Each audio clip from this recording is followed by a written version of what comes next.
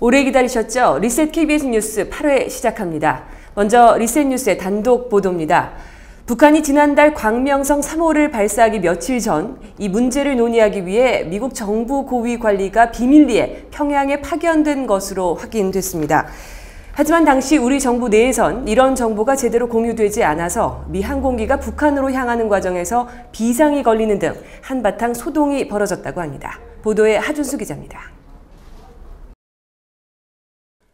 북한이 광명성 3호를 발사하기 일주일 전인 지난달 7일 아침 6시 40분 괌에서 출발한 미 국방부 소속 보잉 737기가 우리 영공에 접근합니다.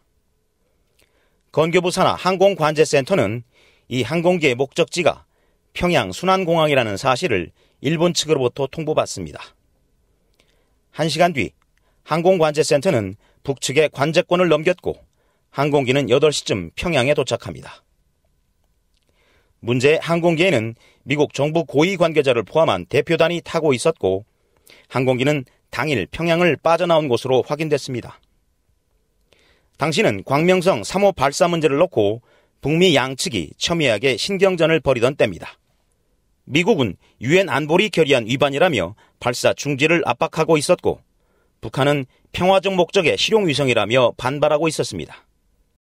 김정은 체제의 대국제사회 첫 약속인 2.29 북미 합의가 깨질 위기에 처한 상황. 미국 대표단의 평양행은 외교적 목적이 아닌 정보적 차원의 방문이었다는 게 우리 정부 고위 관계자의 설명입니다. 광명성 3호 발사나 핵 문제가 핵심 주제였던 것은 분명해 보입니다. 북한 측 요청으로 대표단이 발사 준비 상황을 직접 확인했을 가능성도 배제할 수 없습니다. 고위급 협상력을 가진 사람을 직접 보내가지고 4월 중순에 인공위성 발사하겠다는 그렇게 예고한 그것을 막는 최선의 마지막 정치적인 한번 설득을 해봐야겠다 하는 그러한 목적이 있었다고 봅니다. 대선이라는 국내 정치상으로 북한의 핵활동, 미사일 활동의 하나 통제 메커니즘을 하나 새로 만들어서 씌우는 이러한 정치적인 의미가 컸던 것이죠. 북미 평양 협의의 전모는 아직 베일에 가려 있지만 결과적으로 북한은 광명성 3호를 발사했고 실패로 끝나고 말았습니다. 그런데 당시 미 대표단을 태운 비행기가 북한으로 들어가는 과정에서 남측에서는 적지 않은 소동이 있었던 것으로 확인됐습니다.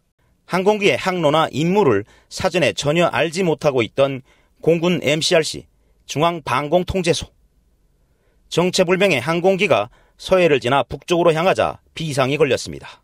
항공기가 통상적인 항로를 이탈해 북으로 향할 경우 즉각 방공안전망이 가동되고 전투기가 출격하도록 돼 있다고 군 관계자는 전했습니다.